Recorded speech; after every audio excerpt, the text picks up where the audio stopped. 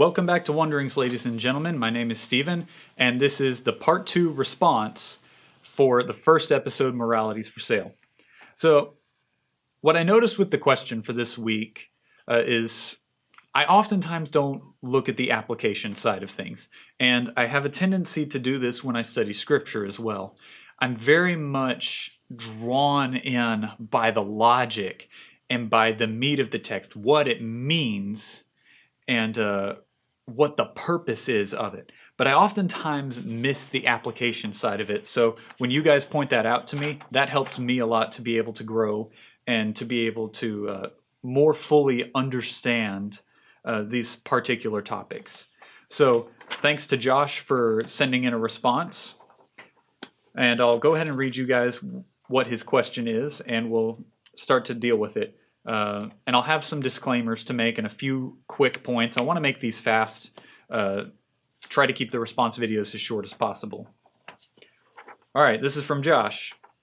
We know the moral state of the world and the United States, but what can we do? What steps do we need to take to change what we see? It's a good question to ask, and it's a very important one, especially for, I would say, Christians or anybody of like faith. Because I'll just throw out the disclaimer. If you're new to me or you're new to this channel, then what you need to know is I am a Christian and I firmly stand by those beliefs.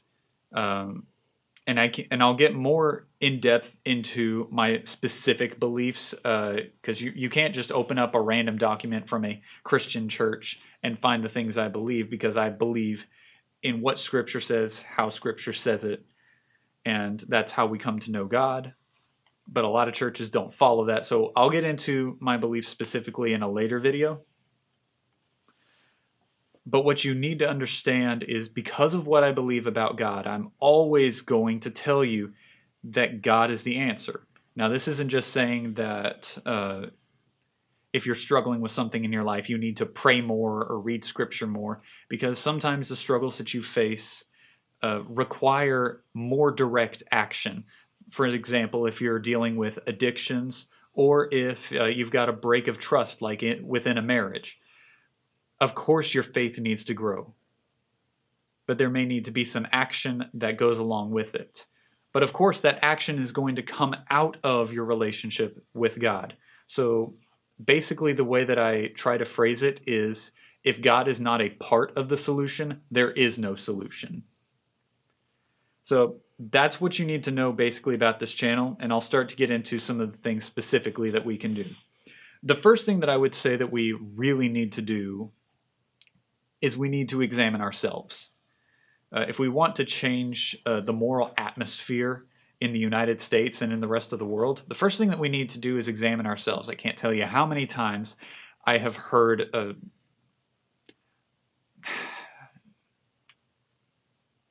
some older folk point fingers at the younger folk for doing something. But I look at the way that they lived and are living, and I'm like, you're doing the exact same thing. You're complaining to them about something that you do. And this isn't just between ages as well. This is everywhere across the board. Everyone does it. And one thing that's starting to frustrate me politically is people on the right are starting to sound a lot like people on the left. And it's getting really ridiculous. It's getting really ridiculous that people on the right are playing the same games as people on the left. If you're saying that the other person is wrong, then you don't need to live like the other person. So the first thing we need to do is we need to examine ourselves. And that is a natural outspring of faith as well. We need to be able to look at ourselves and see where we're at. See if there are any inconsistencies that you hold. Because you can't change what you see until you quit living what you see. You heard the biblical example of the speck in your brother's eye, yet the plank in your own eye. Same thing here. If I'm struggling with sexual addiction and I go to somebody else who's struggling with sexual addiction to help me through it, well, we're only going to be able to get so far. But if we both go to someone who's overcome sexual addiction by the grace of God, then we're both going to be helped. We're both going to be spurred forward to righteousness. And that's just a simple example. We need to be able to look at ourselves honestly and to be able to evaluate those around us as well. Be able to search out people who are currently living where we need to be. And that's an idea of mentorship. And I'll get into mentorship another time as well. A lot of topics for the future. Another point that I want to touch on is once you've examined yourself, you need to put the discipline to changing what you see in yourself. We're really bad, and I think I mentioned this in the previous video, we're really bad about seeing things in Hollywood that we don't like and pointing out those things that are immoral, illogical, or just downright lies, and yet we still go to buy the tickets. If you complain about Disney and you think that Disney is evil, do yourself a favor. Do everybody a favor. Don't go see the next Disney movie. If you have a problem with a particular director's work, let's say Quentin Tarantino. Let's just say that you have a problem with Quentin Tarantino's work and you can't stand the morals in it. Well, you need to quit watching Tarantino movies then. I don't care if Pulp Fiction is one of your favorite movies of all time. If you're really serious about changing your lifestyle and you're really serious about seeing other people's morals change too, then you need to be consistent and be able to live out the things that you believe. And that's really where America's got a big problem, because we're so entertainment obsessed. We have to have something going all of the time. We always have to have music going, TV going. Something always has to be entertaining us. Very few people just sit down and relax outside in the woods. Very few people take some time to sit in silence with another individual and to just unwind and relax, detox from the rest of the world outside.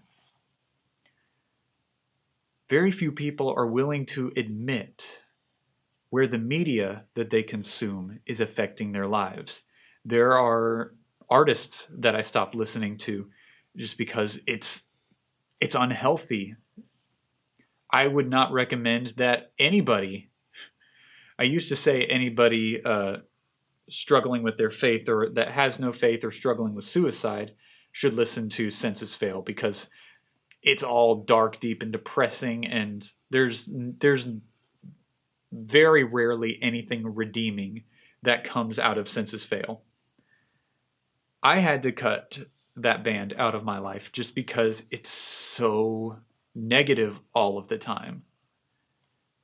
It's just so anti-Christian and explicitly anti-Christian. You don't believe me? Listen to their whole second album. That took some serious discipline because a few of their songs are personal favorites of mine. But I saw what it was doing to myself. And in order to stop the things I was seeing in myself, I needed to cut out one of the sources, which was that band. And thankfully, there are alternatives. If you listen to Census Fail and you agree with me, yeah, nobody should listen to this. Under Oath is a great alternative. They're from a faith base, maybe not the strongest believers in the world, but they will give you a faith base. Dead Poetic is another good one. Oh, I'm getting lost on my music. I'm sorry, y'all. I get going on music. We need to be able to discipline our eyes, our minds, and our wallets. Because you'll notice when you take things out, how much the things you see affect the way you think. And you'll notice that the things you spend money on are the things that drive your life. So yes, I would say that we need to, those two things are the most practical for everybody. Examine yourself and discipline yourself to change what you see. But then I would say third most importantly would be prayer. You guys know where I stand. I do not believe that either of these other two can stand without prayer. You might be able to make it look like it, but you'll never be doing it for the right reasons, for the ultimate good, unless God is the center of it. And we are called to prayer all throughout Scripture. It's one of the central tenets of our faith. We need to be in prayer constantly about everything. So if there's a moral failure that you see in your life, get on your knees in prayer. If there's a moral failure you see in the life of someone that you love, get on your knees in prayer. You want to talk about the nation, see where the nation's at, start getting on your knees and praying for the nation. None of it will stand up if you are not in constant, continual prayer. And prayer will humble you as well. You'll be amazed by how much of your lifestyle changes just by being in constant prayer.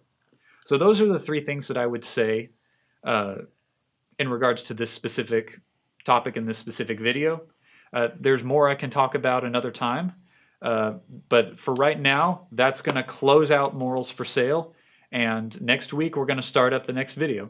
So thank you all very much, and I will see you guys later.